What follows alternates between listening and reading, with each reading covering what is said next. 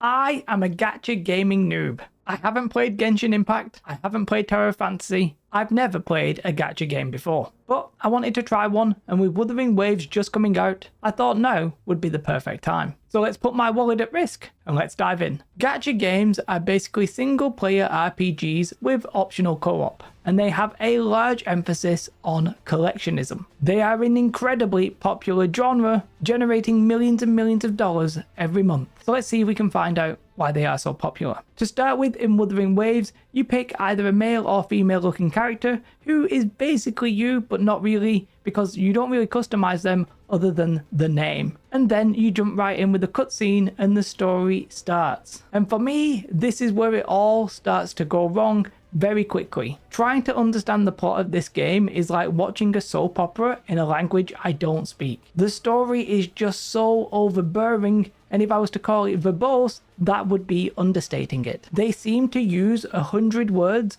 when 5 would be more than fine. And this repeats itself over and over. And I think the most obnoxious example of this was a whole section that I had to deal with a character called Scar. I'm not going to fully explain it, not that I even could, but effectively there's an allegory with a sheep and a shepherd, and it takes like 30 minutes when it really feels like it should have been a 5-minute cutscene at best. Now, underneath all of this, there might be a sensible, decent, logical universe, but it's completely disguised by some truly abysmal storytelling. The content delivery technique is fine. There's real cutscenes, there's some voice acted chats, although we'll talk more about the voice acting in a minute. It's just that everything feels way too long and very, very deeply confusing. To me, it sort of feels like it's badly written AI translated from one language to another, and then at some point English. The story is just awful. Not only at the start of the game are they introducing loads and loads of new words and phrases like tacit discords, resonators, gods, but all of the characters and all of the player names have Chinese sounding names, which inherently isn't bad, and it completely makes sense considering this is a Chinese made game, but I think it just adds to the sense of feeling overwhelmed. Now fear not, I'm not going to devote all of this video to the awfulness of the story. Originally, I'd sort of planned to walk through what happened to my character, what the story was, why was I going to place A, why was I then going to place B, what were the stakes. But honestly, if I tried to do that, I think I would get 90% of it wrong. So instead, we'll move on and we'll talk about gameplay and mechanics. Except I lied. First, let me do a couple more complaints before we even really delve into that. I just said what I said about the story, but while playing this game, I wasn't sure what I disliked more, the story or the voice acting. Now, I know people who are familiar with English dubbed anime will be sort of used to this kind of style, but the whispering awfulness was not something I could really get over. I didn't like the voice acting. It was either childish ladies or sort of like gruff British men. I don't think it was done very well. In a way, they sort of sounded like VTubers being paid in exposure. Now, there's nothing wrong with VTubers, but voice actors, they probably ain't. And then beyond the voice acting, let's talk about the elephant in the room, which is the character's aesthetics. Yes, it is a classic anime style, and it has the waifus and the husbandos. All the women are pretty much the same size, and they all have the same jiggling body shape, if you know what I'm saying there. They all have big eyes, a cute little nose, and then a small line for a mouth, and a head that isn't really human shaped at all. Now, you guys can like what you like, there's no judging from my end, but personally, if I'm in an amorous mood, I ain't booting up a gacha game. I'm probably going to utilize something called incognito mode. Okay, I've barely spoken about the actual game and the mechanics, and I've already insulted the game quite a bit, and possibly some of its players. For me though, there are some positives to this, and it starts just by the visuals. The cutscenes are incredibly nice, the visuals of the world are incredibly beautiful. The anime style I actually do like, even if there are some reasons not to be enjoying the character design. And when you get to the combat, which is sort of quite soon, almost all of the negatives are forgiven. As you run through the start and there's little bits of confusing story, when you do the little bits of combat, it's really, really good. It's an action combat game where the attacks and the abilities will latch onto the nearest target, but if you want to, you can actually specifically lock on by using the middle mouse button. There are combos, there's dodging, there's jump attacks, there's counters, there's special abilities, there's these skills / echoes, and much, much more. Effectively, the combat makes the whole experience just about tolerable enough for me. In my nearly 10 hours of playing, I'd say around 80% or more was the story, and about 20% was the combat. And do you know what I would really like? If those percentages were flipped the other way around. The combat is the best part about the game, but you don't really show it off enough if you follow the story. And yeah, just overall, the combat is great. It doesn't feel too difficult or too easy. There are some higher level bosses that are definitely not a cakewalk, depending on how leveled you are, I guess. What's that like at endgame? Obviously I can't speak about. But yeah, overall, I think the combat is my favorite part. I really liked it. One little caveat to that, there's a little setting about the mouse acceleration. Basically by default, it takes a lot to move the camera. When you first move your mouse, the screen will only move a little bit, and then it'll sort of like accelerate up to full speed. Once you turn that off and it's just a consistent speed, it's a much more enjoyable experience, for me at least. Now, the whole core premise of the game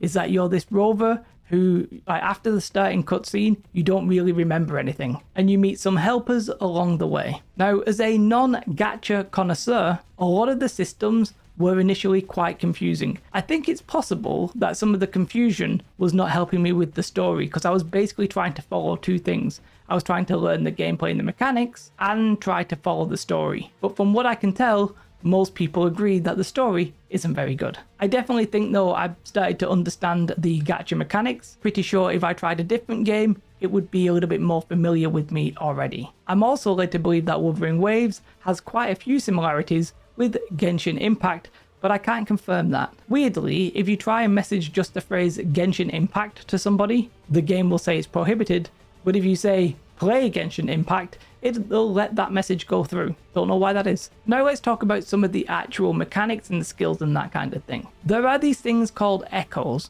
You get echoes by killing any monster, and I think that's any monster on the open world, as well as the monsters from the tacit fields, I think. Normally, the resonators, which is the word for the characters, they would kill these monsters and then absorb them. But for some reason, the main character isn't doing that with the machine, they're doing it with their body, I think. But once you absorb them, you pick them up as an echo, which allows you to transform into them and do a cool attack. And it seems that each resonator can have a different echo. Pretty nice system. Resonators seem to have two innate abilities, which is pretty much a normal skill and a powerful special skill. You can have 3 resonators at a time, and you can switch between them as you like. Switching between them in combat is pretty much seamless. You just press 1, 2 or 3 and the character instantly switches. And there's a nice little combo system here. Each character will have an in skill and an out skill. So when you switch and that character is flashing, they will do something special which is different per character. It seems at first there are 3 main things to level. You have your Union XP, which is basically like your overall account level. You have your Resonator XP, which have their own leveling, which is capped depending on your Union level. And you also have your weapon, which you can level up as well. Your weapon, by the way, is the only item you have. Union leveling is done by quests and activities. Character leveling is done through the in-game items that you get from activities that you then assign to specific resonators. And the weapons, you basically consume other weapons to level the one that you have. And the weapons I think you can get in-game, but you definitely get them from the Gacha, which we'll talk about again in a second. There's a couple of separate activities per character where you get like unique upgrades. I didn't really have time to delve into that at the level that I was, so I can't really speak about it. But there's definitely a few extra layers of progression there, which I haven't touched. Now the big question is, how do you get weapons and how do you get new characters? And of course, that is the Gacha. That's the collectionism, and that's where they want you to spend. Now, Gacha gamers will be very familiar with the Gacha mechanics. And I have to say as well, I was actually quite pleasantly surprised by how little the Gacha was being pushed on me. I really had to go looking for it, rather it being thrust upon me. This system is probably more complicated than what I'm going to explain, but I'll try and put it as simply as I can. To get these items, you make a variety of different pulls,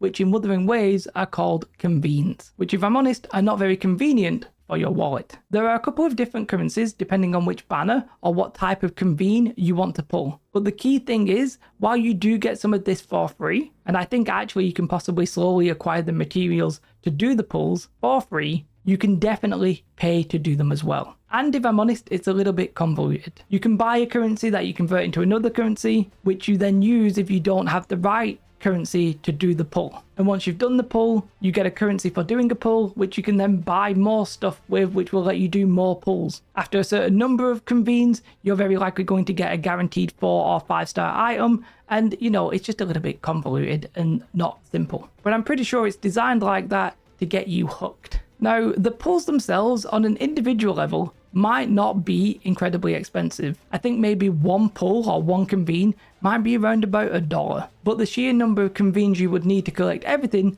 would very, very quickly add up and be insane. I think it would be a lot of money. There's also a FOMO discount, and there's limited chances to get increased odds on a specific character. Characters, by the way, that the game seems to have you try for no other reason than to get you to want them. And yeah, it's a little bit icky, the sort of ways that it's trying to get you to pay, but that's standard gacha, I think. The pulls also, by the way, do give you weapons, and if I'm honest, I'm not really sure how impactful it is that you actually get the weapons. Now, the big question will be, is this pay to win? Actually, no, I don't think that's true. I think the big question is this monetization predatory? And I think maybe so. Because whilst I do think the game is pay to win, I think in a solo RPG, even though you can actually play it co-op, I'm not really sure anybody cares about pay to win in that kind of game. Who are you winning against? There's nobody there. It's not really competitive. Unless somehow the content was made impossible to complete without paying, which I don't think exists in a game like Wuthering Waves,